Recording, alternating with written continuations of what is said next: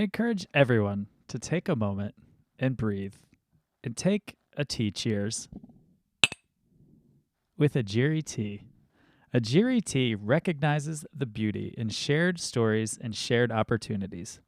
Ajiri sources award-winning tea from Kenya, employs women in the region to handcraft the labels, and sends 100% of the profits back to the region to support orphan education.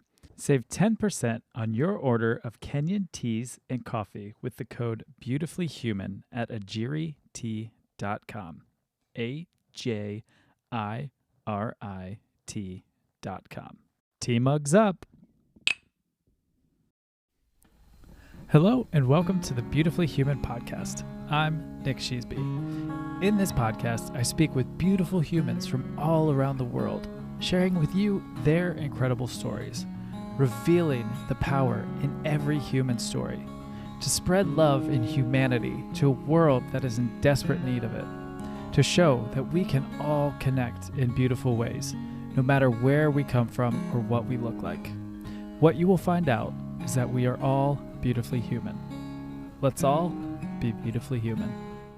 Today on the Beautifully Human podcast, I am joined by Simon Okelo. He has an amazing podcast called the African Father in America podcast. He's joining me from Seattle. His stories of his life are so empowering and beautiful, and I hope you just feel the joy that I felt while having this conversation. As always, if you enjoy the podcast, follow on Spotify and Instagram at the Beautifully Human Podcast. Rate, review, and subscribe on Apple Podcasts. That does help, and most of all, enjoy this beautiful conversation. Oh, Yeah, how are you today? I'm doing well.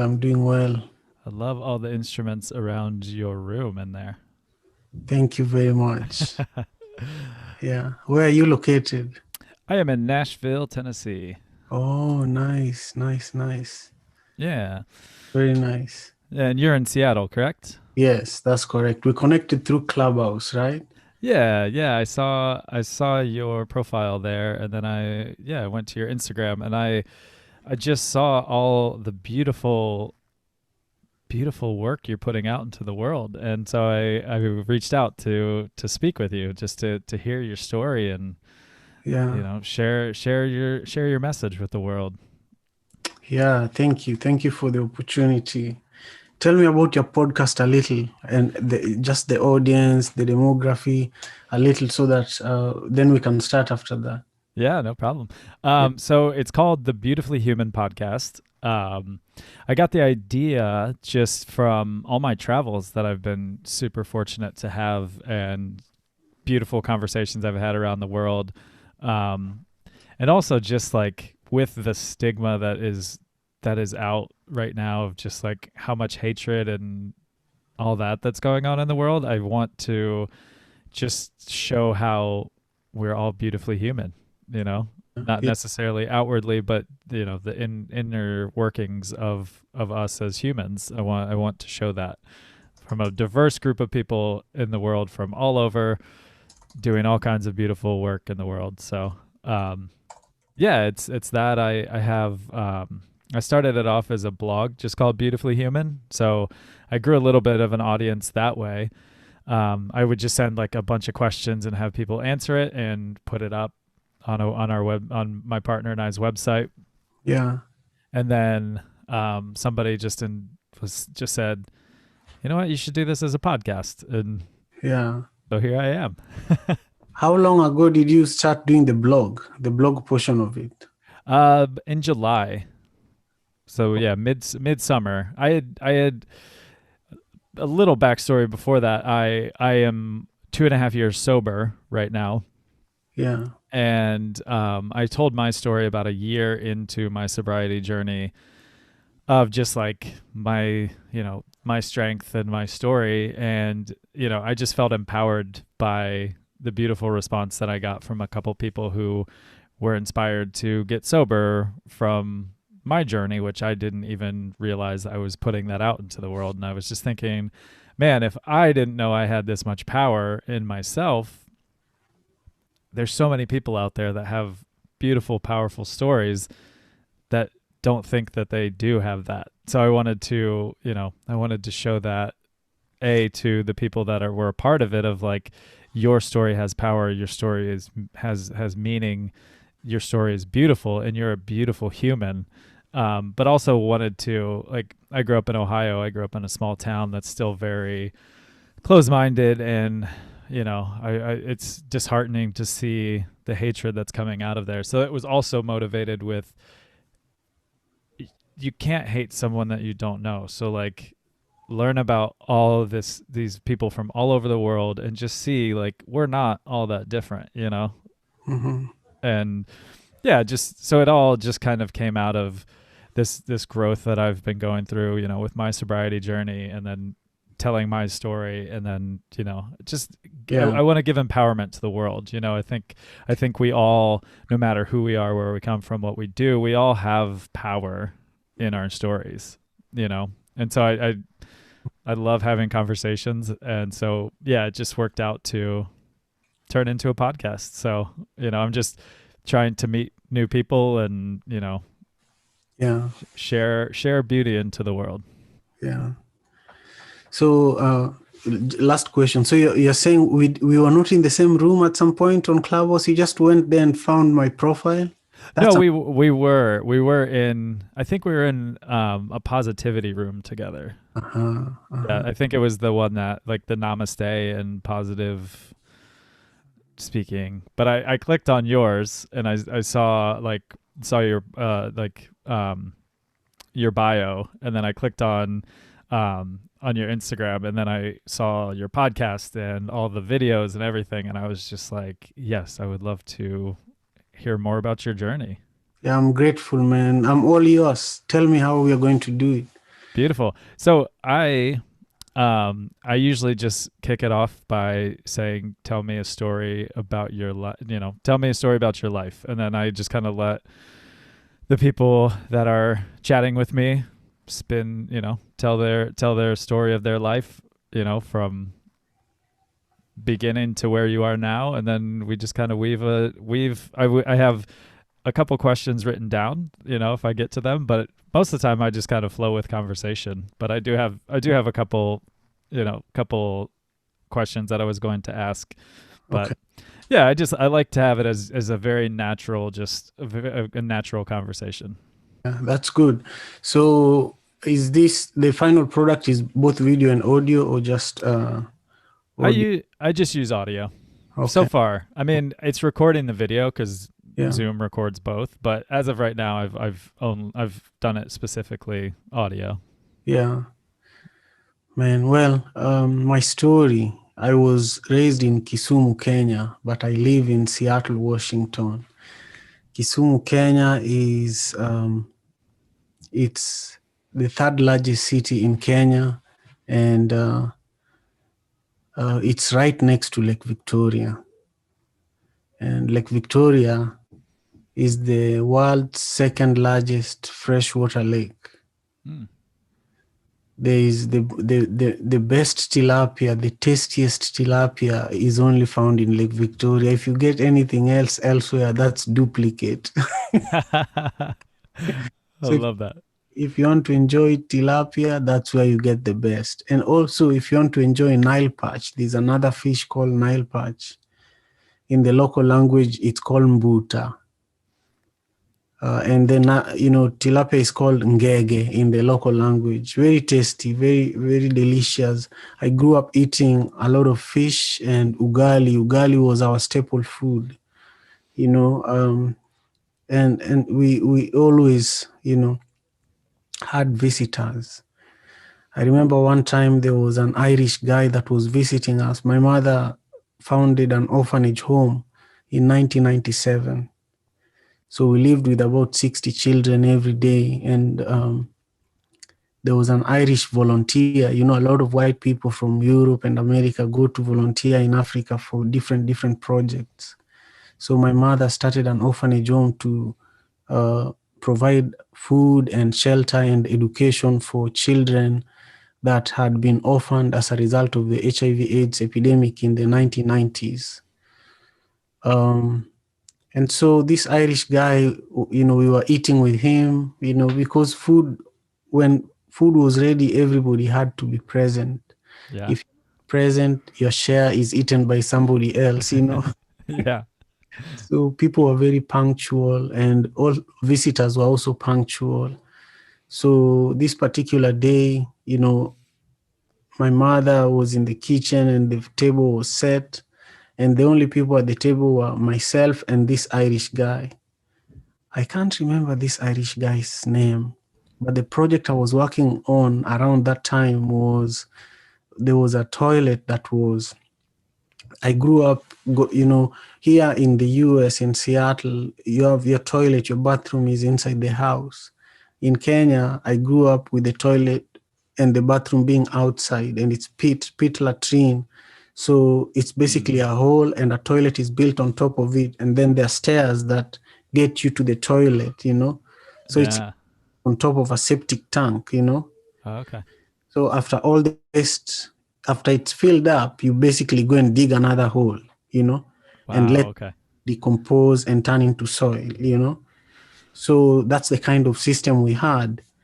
Anyhow, so I was demolishing one toilet and building modern toilets similar to the type of toilets we have in the US. So I was like breaking it down. And so I was working with local construction people. I was leading this project. I was young, but, very, very, involved with, you know, construction projects within the orphanage home that my mother was running. If there was work to be done, whether it's painting, if we hire somebody, I also have a brush and I learn how to paint and I help. I was always being helpful. And so we were eating with this Irish guy, and when we are being served there, food is served in abundance. So we had a big lump of ugali, and then we had fish, tilapia, we had kale, we had like fermented milk. We had the table was well well filled with different things. Yeah. We were eating, and my mother always came back and said, "Hey guys, keep eating." And this Irish guy, he was so respectful, because one of the things that white people learn in America or Europe before they go to Africa is some etiquette, some cultural etiquette. And he was told that you have to respect elders. Whatever they tell you, you have to do it. Yeah. So mom was telling him you have to eat, and he was eating frantically, but he didn't know that this type of food we ate there, it fills you up even for days. So the amount he had eaten was not the amount he was used to eating. He was used to eating burgers and things like that. Sure. Ireland. And so I went back to my room after this dinner, where him and I were also sharing a bed, actually. And he was laying face up, looking up at the ceiling with his eyes red, and he was actually shedding tears. And so I asked him, "What's wrong?" And he told me, you know, he was quiet the first time I asked him.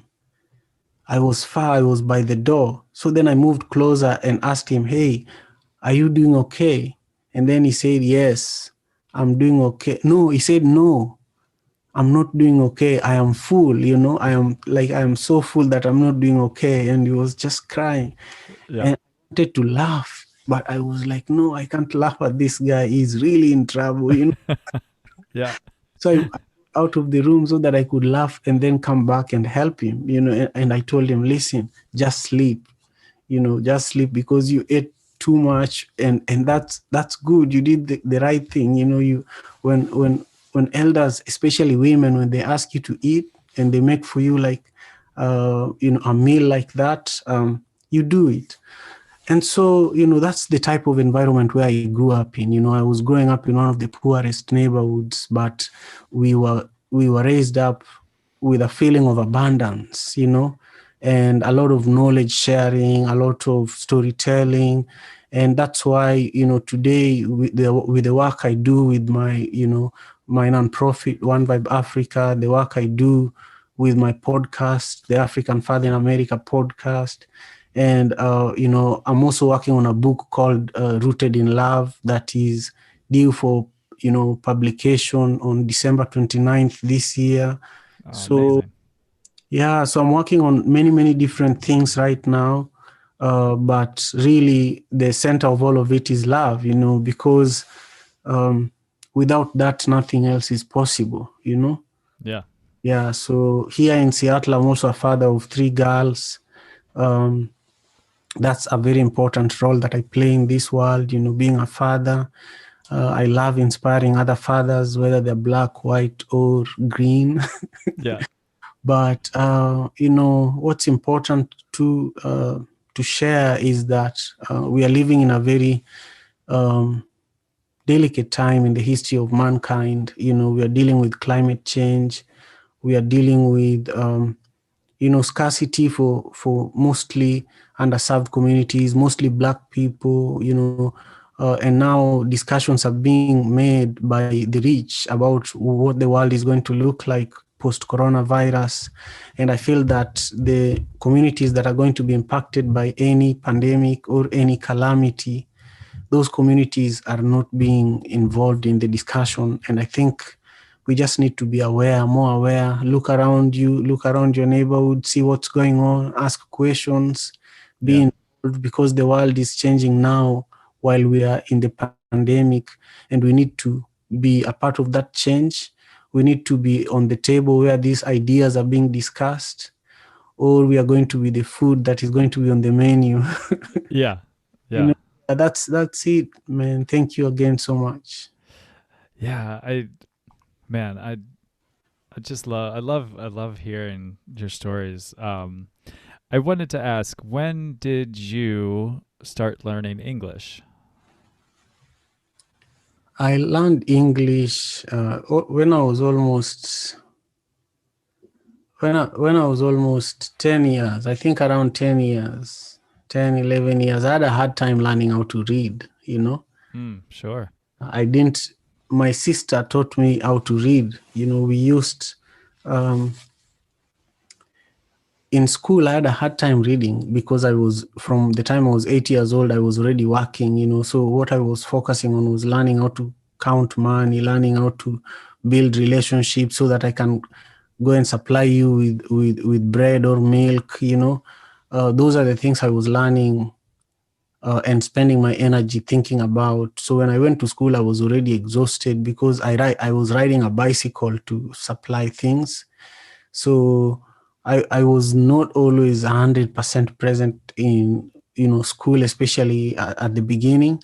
So I learned English through packets of milk and bread. The things I was touching are the things that my sister helped me to learn how to read with. So Yeah. we picked a packet of the bread, and she knew I knew the name of the bread because I sell it. So one of the bread brands that I sold was called Sun Blessed. Mm. So then we took away sun and then left bless, and we talked about sun, then we talked about bless, and then we picked different words in the packet, and slowly by slowly I started going to class and actually raising my hand and reading paragraphs. And then I just became passionate about being able to communicate not just in English but in my mother tongue, in Kiswahili and a few other languages. I just love being able to communicate effectively. Yeah. I love languages. I wish that I would have been.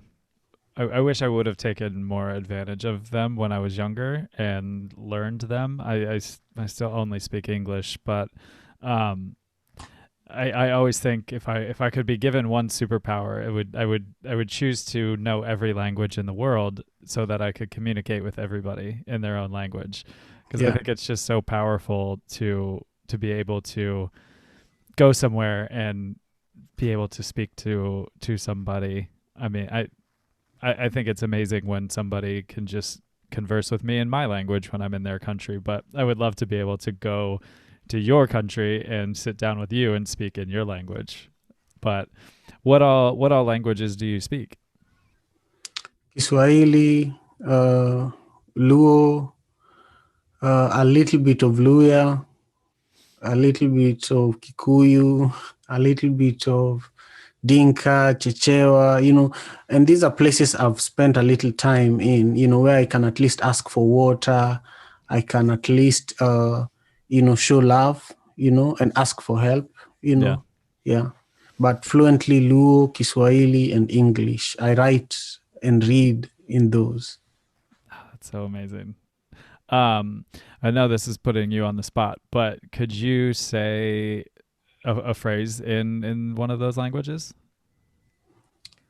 Habari yako, habari yako. That means, how are you? Oh man. That is Kiswahili. Okay. Habari yako. Then, Habari yaku.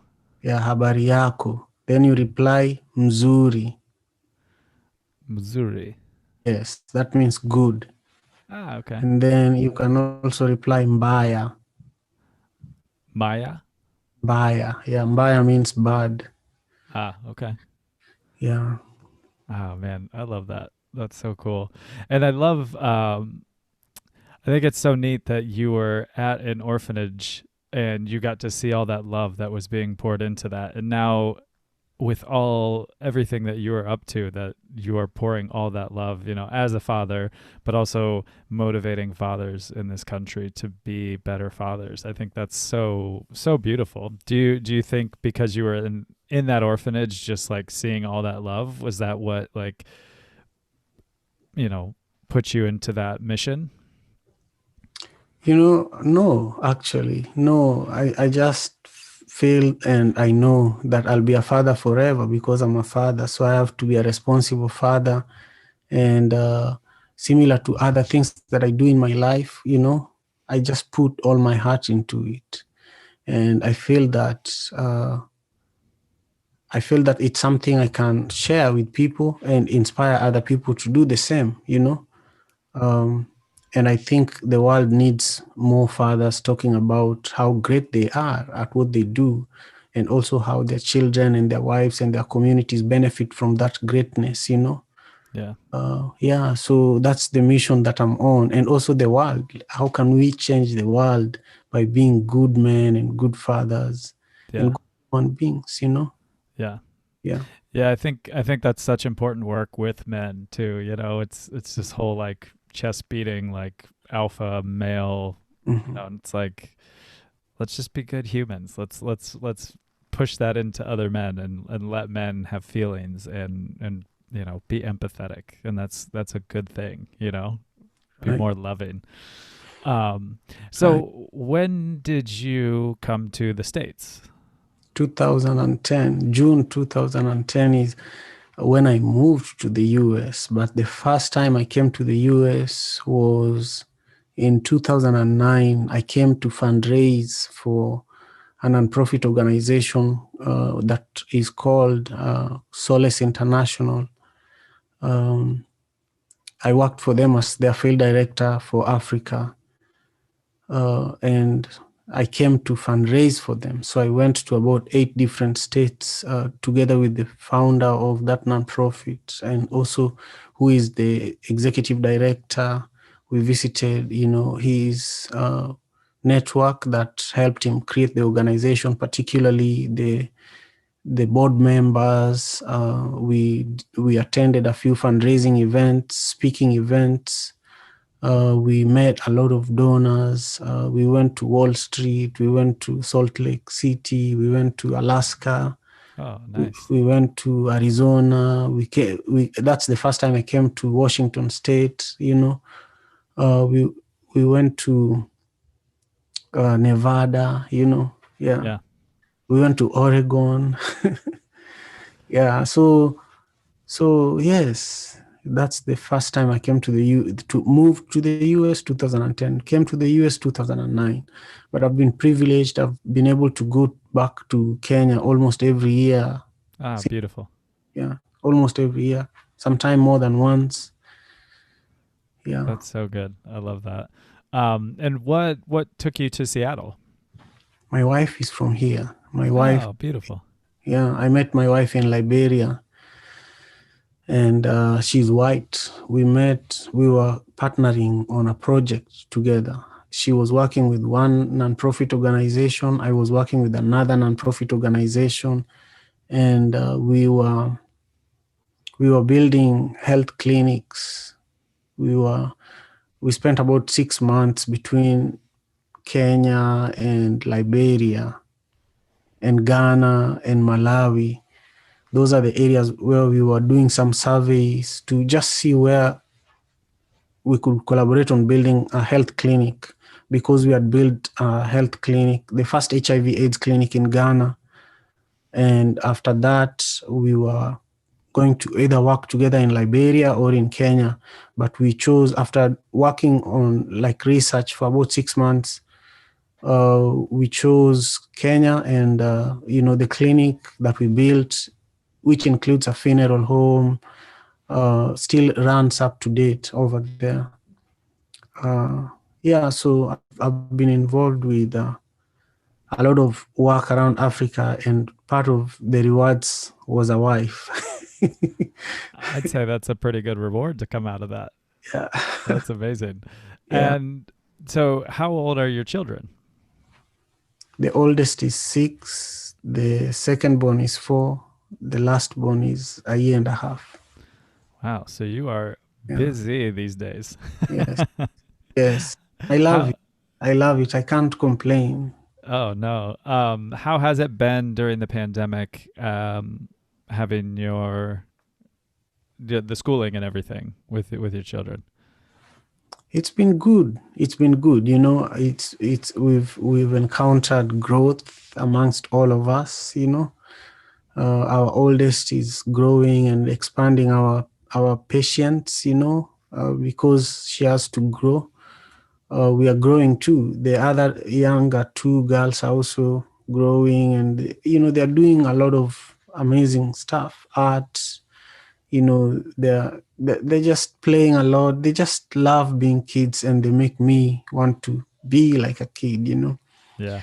The pandemic has allowed us to play more and fight more and sing more and snuggle and just live together. We have a garden.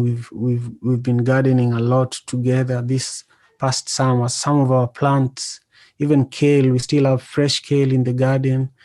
um, we've been very, very lucky. Yeah, Yeah. we've been very lucky, and uh, yeah, yeah, we are grateful. Yeah, I think, if there is any silver lining throughout this pandemic is the time that we've been given to be with our loved ones and really enjoy that, Mhm, what a good age for you to have that amount of time with your girls. I think that's beautiful. mhm. It's That's so yeah. um so with the I Am One Vibe Africa, how did that come about?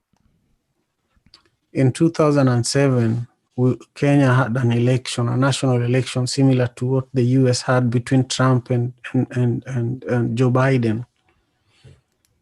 And they imagine Trump losing and sending all those Proud Boys to demolish property and kill people that did not support them. Hmm. So that's what happened in Kenya. The loser, uh, the losing side, and the whole country knew that the losing side had won the election. So the president, or the loser, refused to accept defeat and was sworn in at night. And the country just erupted. In fact, I had voted, and I was on my way to Ghana and then Liberia. So I voted the night after the election. I was in Nairobi, in the capital, seeing how the results were coming out, and it was clear that the opposition leader was winning by far.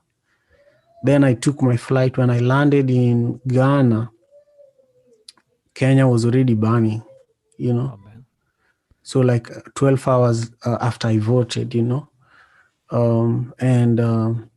it went on for like 3 months. And after that 3 months, I mobilized my DJ friends and we organized a concert in my hometown to bring the fighting sides together, Yeah. in hometown. And so that concert brought people that had been killing each other together, and we had an amazing experience. The next day, people were asking us when we were going to do the next one, and seeing that we had provided a solution, like an alternative to the violence, made me want to do something more consistently. So instead of doing that concert consistently, I created an education, music, and art program that would give youths alternatives to the violence and to some of the drugs that were used to alter the thinking of many of the youths so that they could kill each other, Yeah. because besides the hatred that was preached,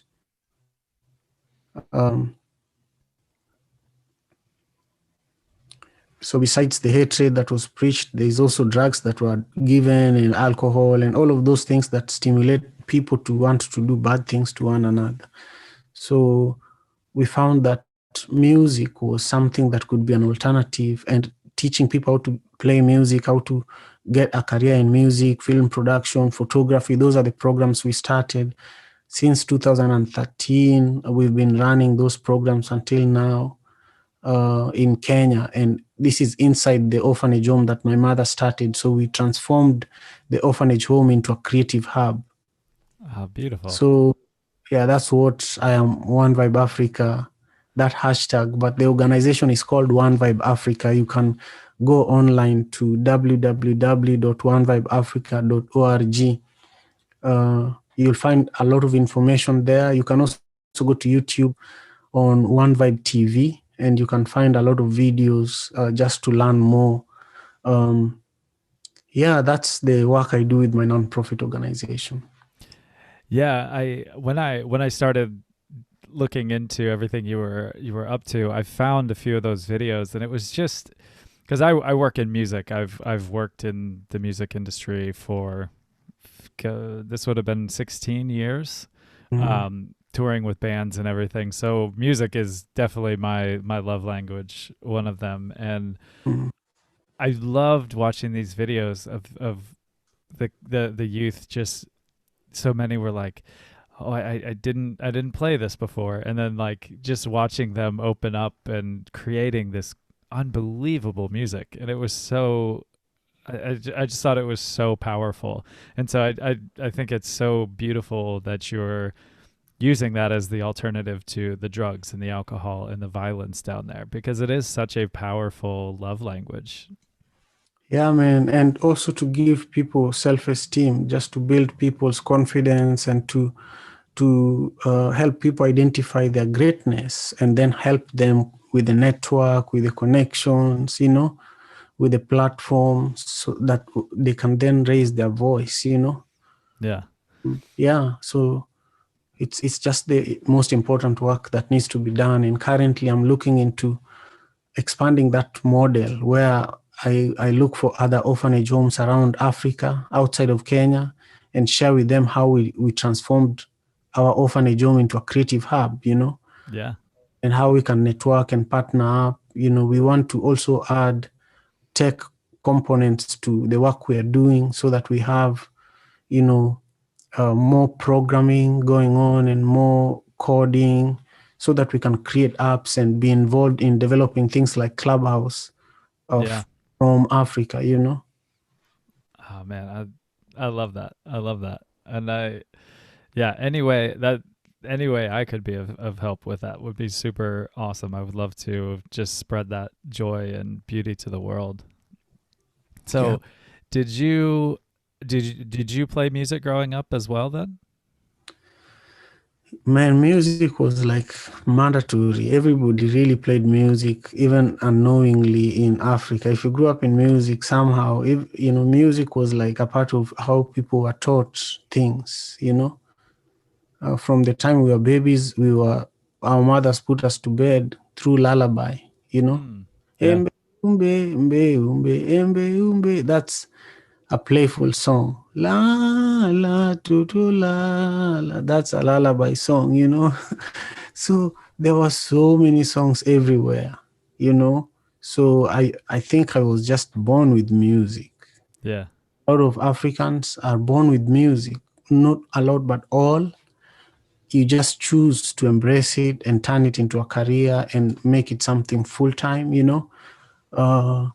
And it involves work, you know. So growing up as a kid, I sang in the choir because my parents used to go to the church and we had to be involved with church activities. I was a MC, you know, if you're DJing and you're MCing, sometimes you sing the songs and teach the audience the songs, you know. Yeah. But now I actually sing, you know. I sing. I have one song that is out. I'm releasing the video very soon in the next within the next month actually. That's Yeah. awesome. So just working on little things here and there, you know, just keeping this life exciting and busy and beautiful, you know. Yeah, man, just even hearing the little snippets of those lullabies just made me smile. I love that. So, do you put, do you use those with your daughters as well? I do every time we sing a lot. I try to be very expressive with them, you know. I treat them like comrades, you know. Yeah, Yeah, yeah. I love that.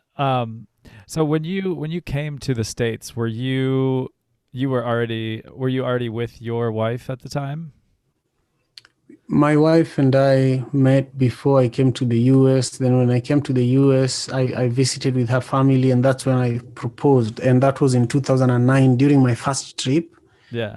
Okay. The very end of my trip is when I proposed. Then so we met in Africa, got married here, and you know, we have family here, we have our home here. So I live in the US primarily. Uh, yeah, then I go back home, you know, consistently. Yeah. Oldest son, so I have a lot of responsibilities back at home, you know. So besides the work with my nonprofit and my initiatives, you know, I just have a lot of, you know, personal responsibility and cultural responsibility, you know. Yeah, Yeah. yeah. How was your transition to living here in the States? You know, I had a few friends that already lived here, and I didn't consider even ever moving to the US or any other part of the world besides Africa. But, you know, the adjustment to living in the US has been good. But, you know, the challenges that are related to those, you know, the actual journey have also been brutal, you know. Um, and, uh, and there are stories and lessons that, you know, we can share with our children, with other people who have a desire to come to the US. But I think every human being should live anywhere in the world where they want, you know. I don't believe in borders. I don't believe that people should be given priority when they go to some parts of the world and other people should not be given priority, you know. Yeah. uh, those are the dehumanizing things that I think we need to get rid of. Yeah, I am with you on that one. Yeah. Yeah, man. But being in the US has been very good for me. I've expanded my horizons. I've expanded my network greatly. Look at us right now. Yeah. If I didn't move to the US, we would have never been having we would have never had a chance to have this conversation, you know. Yeah. And so I think being able to travel, you know, um, there's an African saying that if you don't travel, you will marry your sister. I love that. Yeah, That's fantastic. basically means you better travel, otherwise you know, you'll cause messes that you can never recover from. You know. Yeah, yeah. I since I started following you, I've loved the proverbs that you put up on your Instagram, and I saw the one today, and I thought it was just beautiful, where it says, "If a tree does not know how to dance, the wind will teach it." Yeah, I yeah, love that. I love the simplicity, but the depth of that is just so incredible. yeah.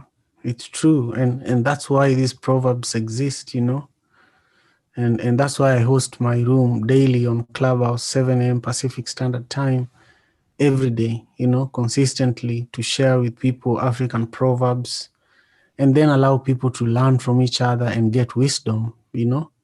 Yeah, Because really, we can only get wisdom from each other.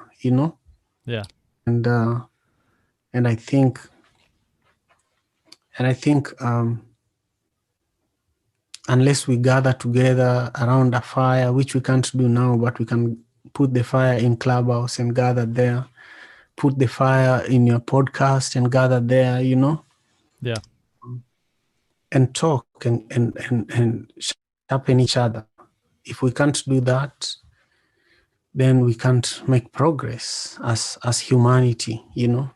And again, this speaks to the reset, the reset that people are talking about that is taking place now, um, for what the world is going to look like post coronavirus, and how climate change is going to play a big part in that. I think having meaningful conversations, starting with things like African proverbs, is how we can actually be willing to have difficult conversations in relation to uh, better ways of sharing resources, better ways of distributing opportunities, better ways of um, creating spaces for people who have not been heard historically. So there's a lot of work to be done, but it has to start from a conversation and a willingness to look at each other, listen to each other, and use all the tools we have at our disposal to talk. yeah. Yeah, and I mean, we talked briefly about it before we started, but that's what my hope is with this, is that people will just sit and listen to two perfect strangers having a conversation today, but like We're actually strangers. It's a good thing. We are strangers, but it's like we've known each other. yeah, Because the way you approached me and the way I responded, everything happened so quickly. yeah, Feel that you need to do something and it's the right thing, you just say yes to it. yeah, Yeah, so this is great, man. We will do it again. We will yeah, do it again. Yeah. definitely, definitely. Yeah, I love speaking with people that I have met, but I just love it when it's genuinely like first time I've ever spoken to you, and it just shows how when you have humanity and you're just having a willingness to talk and learn about somebody, like you can always learn from somebody, even if you've known them for 100 years or if you've literally never met that person. You can always learn something new if you just have a conversation with that person. Right. Um, I have three more questions for you Oh, if you have a minute. Um, I'd love to ask this one to everybody that is on here, and if Corona and travel restrictions aside, if I gave you a plane ticket to anywhere in the world, where would you fly to? I would fly to Kisumu, my hometown, man. I have to go back there to pay homage to my ancestors and to eat the food that I ate growing up, and to just to recharge, Yeah, to just understand who I am from people who saw me growing up. The people who saw me growing up are all scattering and scattering in many many different directions, and so the more I can get back there, the better for me. Traveling to other wonderful places in the world, I will have those opportunities, but that ticket of yours, I'll take it to Kenya. perfect, perfect. I love that. Um, and then what Yeah. would you want the world to know about you? I just would like the world to know that I'm here to listen, I'm here to be helpful, and I'm here to show love. That's why I'm here. Yeah. And in the short time that we've spoken, I can feel that. I feel such good energy and just the love from you just speaking with you. So I can attest to that being very true. But I love that. And then if you had the ear of everybody in the world, what would you say to them? I would say to them to pay attention to the cry of African people globally. Yeah, we are the most oppressed group of people in the world. Even if you don't look at it, through the lens of race, uh, the lens that speaks to capitalists is the economic status of communities that Black people are located globally is not good. So then you look at the contributions they've made to those communities compared to their living standards, it's not good. And I think it's a shame, you know. Yeah. And I think it's something that when we are now heading to the reset, we need to become more human with one another. We can't run out of resources in this world. So it's not a bad thing to give other people what they deserve. You won't run out, Yeah. That's it. Yeah, it's so true, man. You'll always, as you give, it replenishes. Yes. In a, Oh, in big ways, in plenty. yeah, In yeah. plenty. Yeah.